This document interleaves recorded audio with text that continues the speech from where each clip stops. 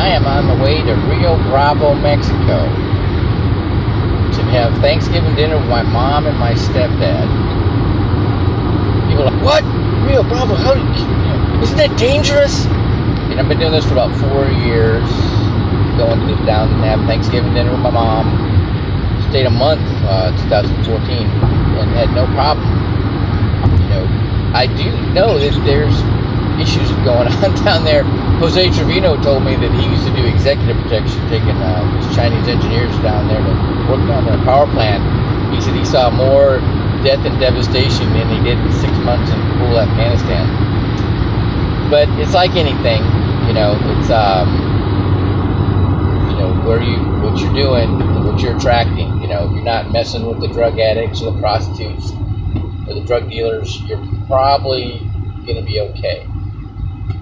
It's like anything, you know, there's some people that just want to be negative. You can't make them positive. You can't make them, you know, you can't change their attitude. They got to do it themselves.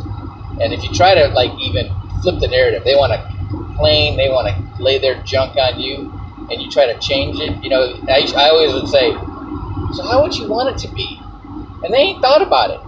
But when you ask that question, it makes them think about it, and they start talking about it. But they really don't want to think that. They want to vent. And if you don't let them vent, they will cut you off. Just let you know, there's issues. People have issues. And yeah, it's amazing. They really want to get their garbage out there and put it on you. And you gotta keep it off you. Remember what you're being thankful for. That's a good thing. I listened to Jake Ducey this morning, and he talked about gratitude a lot. You know, that's a part of the power of attraction. I'm trying to figure out how to get this power of attraction thing to be, instead of just being like an opportunistic mode where you're just always thinking positive and hoping good things happen to you, to try to do it with specific intent. I ain't figured that out yet, but I'm on my way to figuring that out and being intentional about things. I mean, I've actually had it happen with me before and then didn't realize it had happened until it was over, but things happened exactly the way I imagined it years before it ever happened. Like the day that I won my first fight with the All Navy boxing team, I did exactly what I'd imagined. I wanted to go all around the ring one time, complete, without the guy touching me. And whenever the guy was thinking about getting close, I stuck something out there, I missed him by like a foot and a half. It looked like I was shadow boxing the ring all by myself.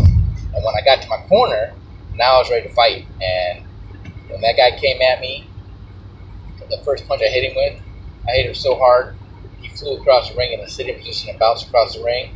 And then when the fight was over, after they raised my hand, all these Navy SEALs that were there at the fight got up in the ring and carried me out of the ring on their shoulders like in the movie. Okay? And that's just one example, but it was probably the most clear example of how it all came together as if, you know, just the way I imagined it. Okay, so that can happen with anything. Okay, you just gotta put the right focus on it.